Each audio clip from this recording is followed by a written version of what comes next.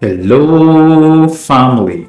I hope you guys doing great. So I'm very happy and excited, guys, to record this short video again for you to show you some English grammar tips.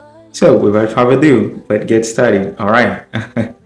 Alors, heureux de vous retrouver une fois de plus dans cette nouvelle capsule vidéo. Alors, comme d'habitude, aujourd'hui, une fois de plus, je vais partager avec vous une astuce sur la grammaire anglaise.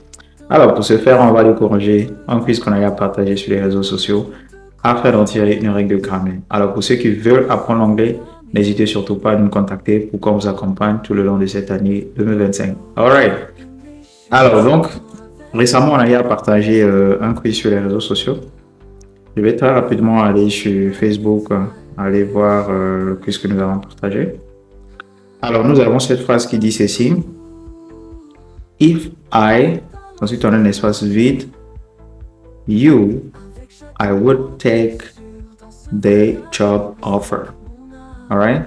If I, on a un espace vide, you, I would take the job offer. All right? Alors ici, on nous propose trois réponses, notamment la réponse A, on a am, B, were, C, was. Alors nous demandons donc de compléter l'espace vide par ligne donc des réponses proposées.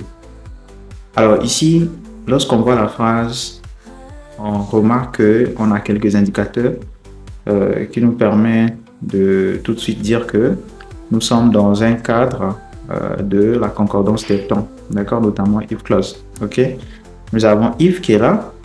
Ensuite, on a quelque part ici le conditionnel. Alors, la règle nous dit quoi? Lorsque nous avons justement if, on a ensuite le conditionnel. Voilà, cela va donc de pair avec donc le passé. D'accord?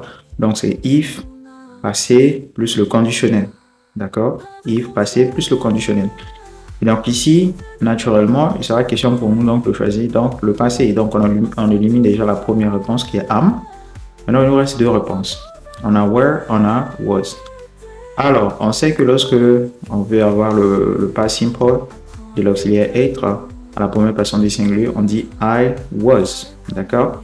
Et donc, tout de suite, on peut se dire qu'on a I ici, on va choisir was, non? Alors ici, justement, il s'agit en fait d'une hypothèse qui est malheureusement irréelle en fait. D'accord? C'est irréel. Et donc, naturellement, on ne va pas utiliser was. D'accord? On ne va pas utiliser was ici, bien que on a donc le pronom I ici. D'accord? On va utiliser were. Voilà, tout simplement parce que ici, il s'agit d'une hypothèse qui n'est pas vraie. D'accord? C'est irréel.